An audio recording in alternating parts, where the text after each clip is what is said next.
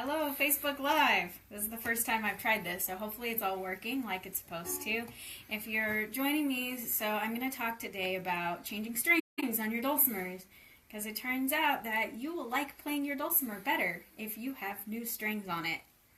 If you are noticing that your dulcimer is not staying in tune very well, or if you notice that when you play certain chords or go up higher on your fretboard, it sounds like it's going out of tune, it might be a situation where your strings are old and you need new strings.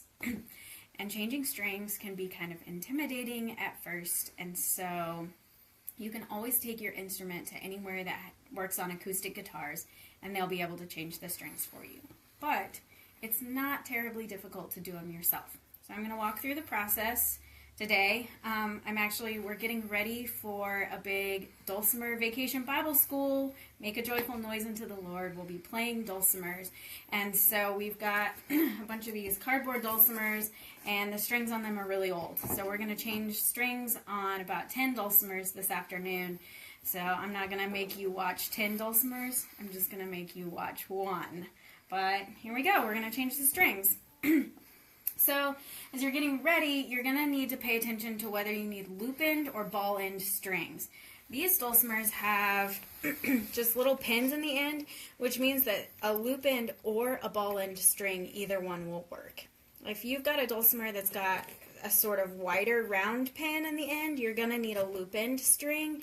The ball won't fit over it, and there are some dulcimers that are made only for ball end strings. So that's something to pay attention to before you purchase new strings for your instrument. So we've got loop end strings, and that's what's on this one.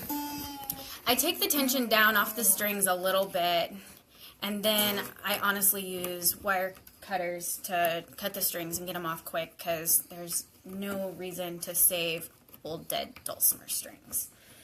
So, got all the strings loose, took the tension off of all of them. If you're nervous about changing the strings and you're not sure, you can always change one at a time. So you take one string off, change it, then do the next string, change it, then do the next string. And that way you've got a string that's still on to look at for reference. But I'm just going to get rid of all of them at once. Alright. Once you cut the strings, they are sharp where you cut them. So when I'm taking my old strings, I just wind them up and kind of make a loop out of them so that they don't poke someone's eye out. And it looks like I successfully managed to already lose one of them. So that means we'll look around on the carpet and don't walk barefoot until I find it. Okay, so this dulcimer has a nut that's not glued in. Some nuts and bridges aren't glued in, so when you're taking the strings off, pay attention to that. Make sure you don't lose your nut and bridge.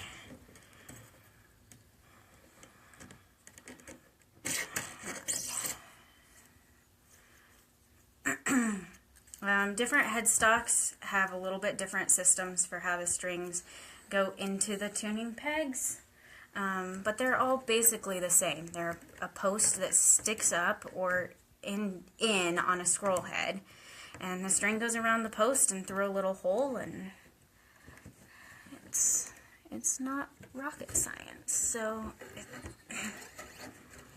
this one now.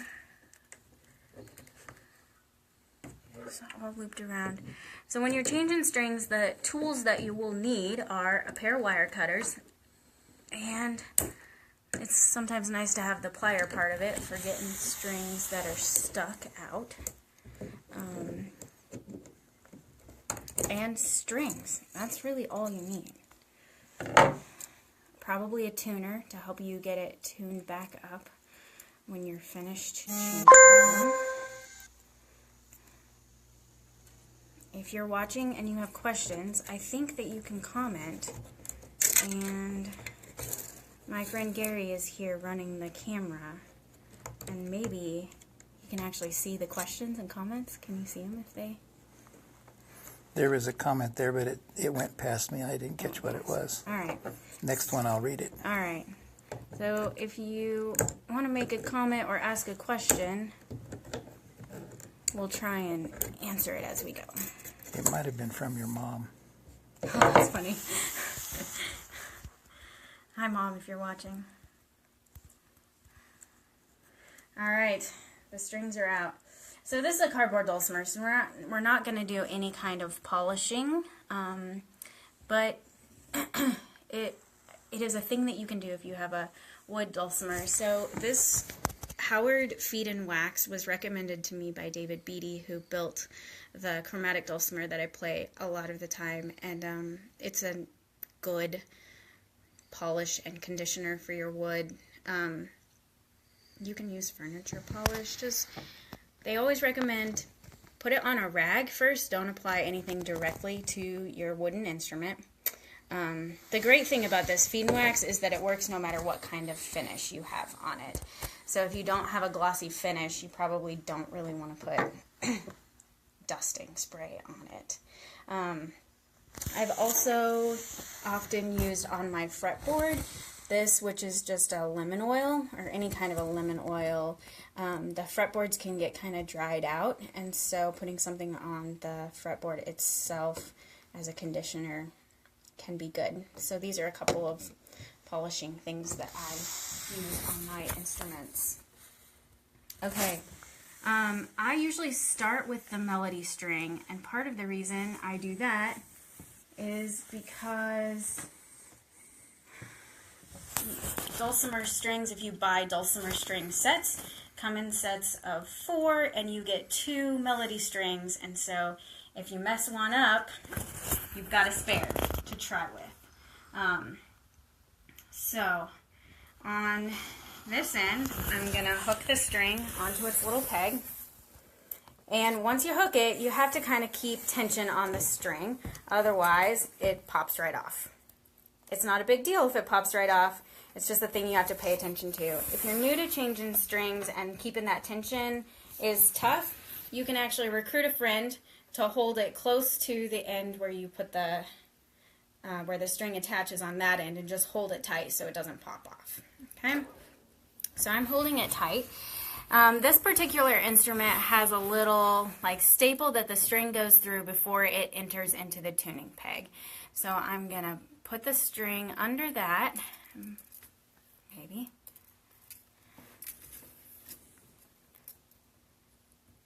Pull it through.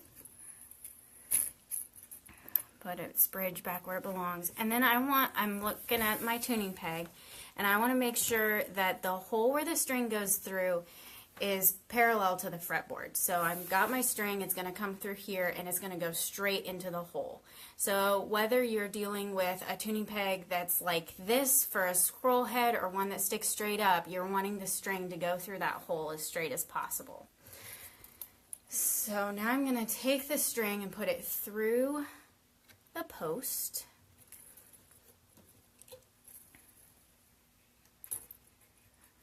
And I'm gonna double check that the other end is still where it's supposed to be. And now that it's run through the hole, I put my hand so that it's up against the fretboard.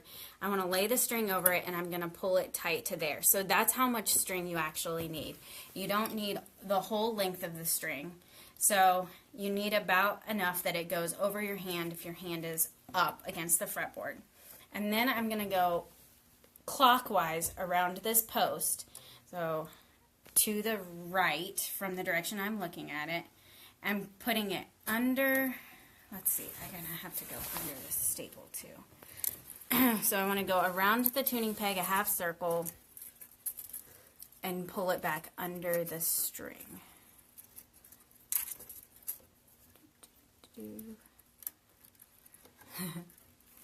There we go. Nope, almost. Okay. And then once I do that, I'm going to kind of pull it so it makes almost like a knot. And at that point, the string will hold itself. So I've got this tension here with my right hand that I'm holding on to, but the string on the end where it's going through this post is staying by itself. Okay, and then you want to turn the, this string is, that tuning peg is backwards. So what should happen when you turn the peg to the left to tighten it is that it should actually spin it the other way. So this one is backwards. And if it's backwards, you have got two choices. You can leave it like it is, and you'll have to turn the peg the other way to tighten it. Or you can go back and make this this loop go the other direction, which I think is what I'm going to do on this one.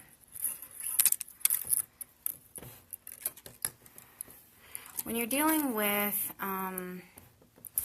scroll heads in particular, this is not an uncommon situation that it's actually strung, that the peg is backwards.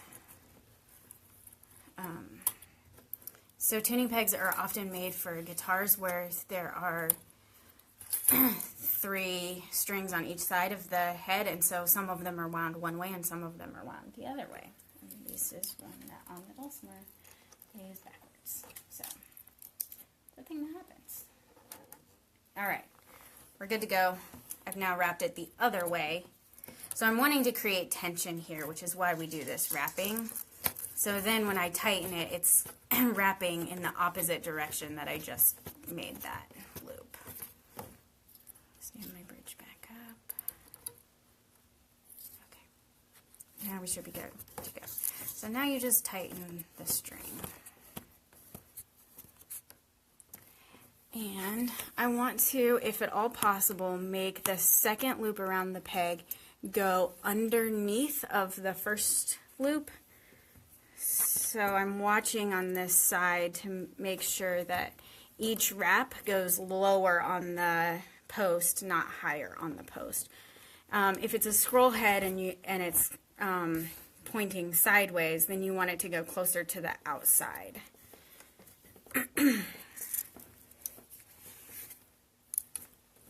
I'm keeping tension on the string as I wrap it.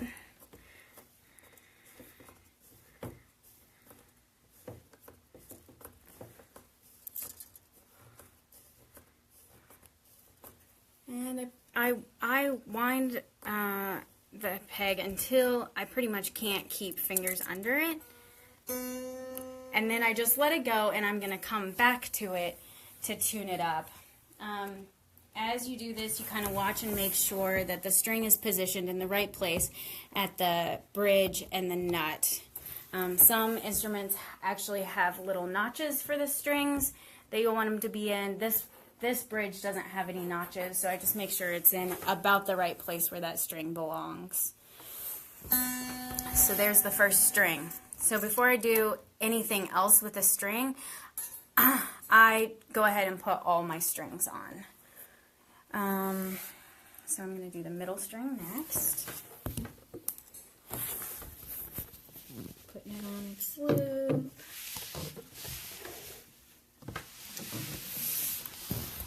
Sending it under its little staple.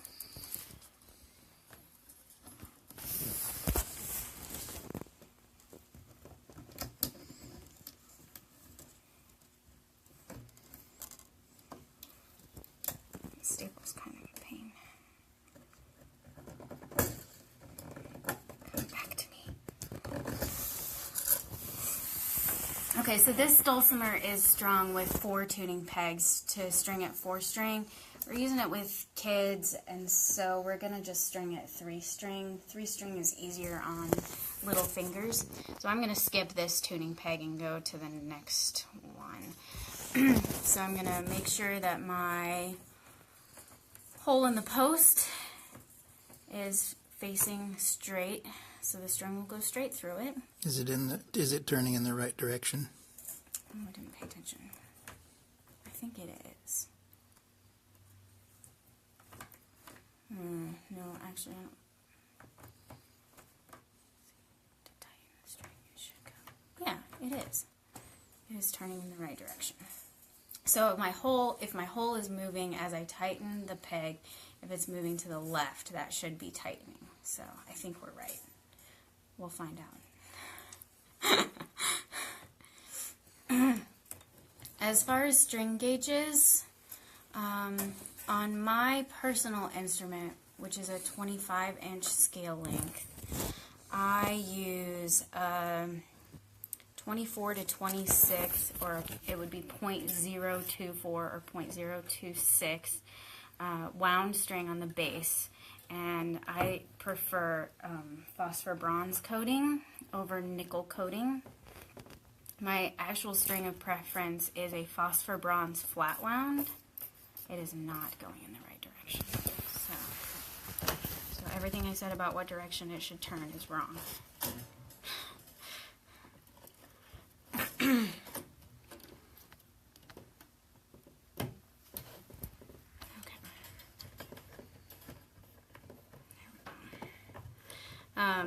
Yeah, so phosphor bronze flat wound string makes it less squeaky on the bass string. The phosphor bronze flat wound can be kind of hard to find, but the Dulcimer shop, McSpadden Dulcimers in Mountain View, carry a nice selection of phosphor bronze flat wound strings. So I know that you can get them there because that's where I usually get mine. So you can go anywhere from about a .020 to a .026, depending on how heavy you want it. And then on the middle string, I use a .016 for my personal instrument, but you can go anywhere from about a 12 to a 16. And then on the melody string, I use a 14, but anywhere from a 10 to a 14. So for these dulcimers, because we are using them for kids, we went with a lighter gauge strings, and so we got a .022, a 22 for the bass, a 12 for the middle, and a 10 for the melody. And so they'll be a little easier to press down on the strings for little fingers. I like the heavier gauge strings because they give me a little more oomph. There's a little more tension on them, and so I feel that under my fingers, and you can also get a little more volume with a heavier gauge string.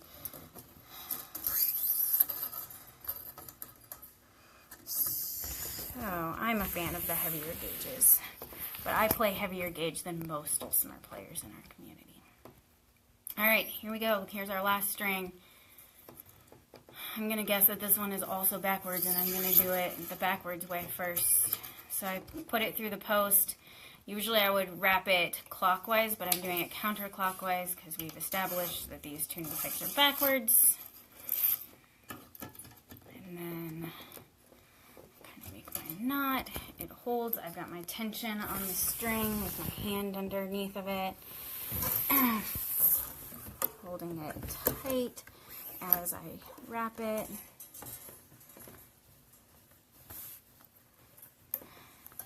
And I'm watching that consecutive wraps go underneath the previous wrap. You probably won't get as many wraps on the bass string, and that's okay. You don't need a lot of wraps on them.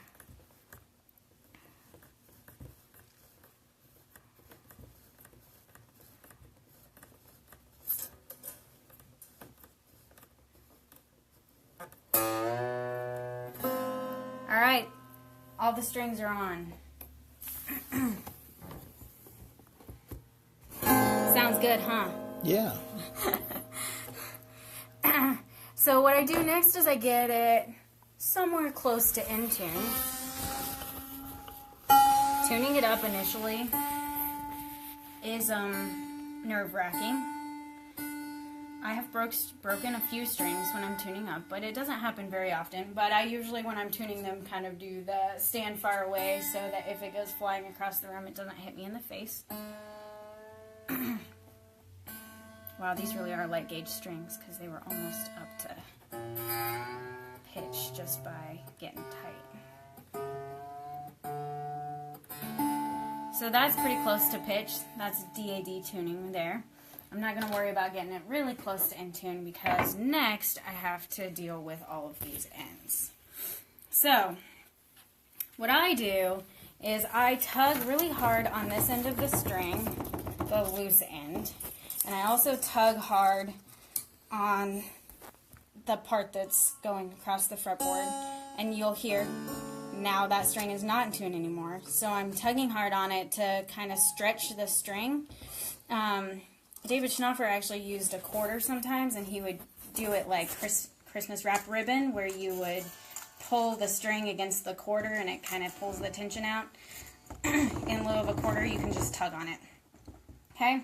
Then you got to figure out what to do with this end of this string. And so I learned from David McKinney and Modern Mountain Dulcimers to do a fancy little loop at the end. So what I'm doing is I'm taking the end of the string and I'm going back through that hole in the post.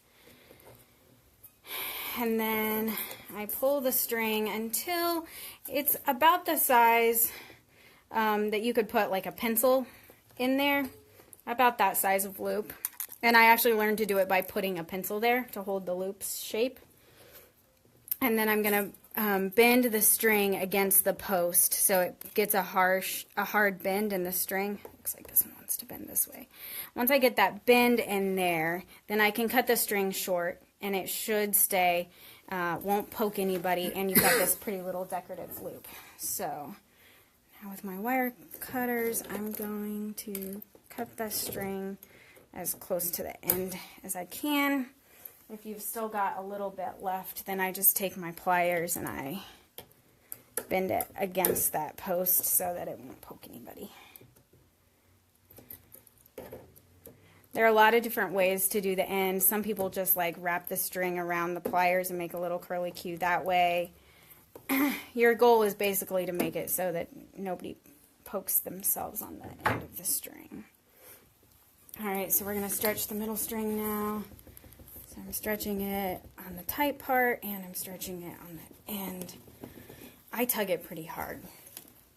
You're not going to break the string at this point because you've got tension on it. So and go back through my post. Make my loop. Bend it against the post. And cut it off.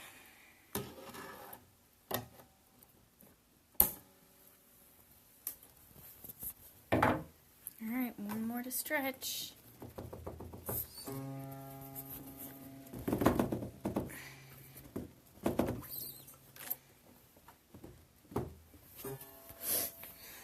And back through.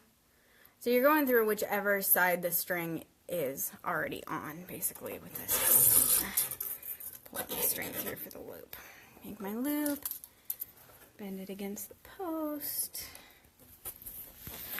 And, oh, he's got fancy little small wire cutters.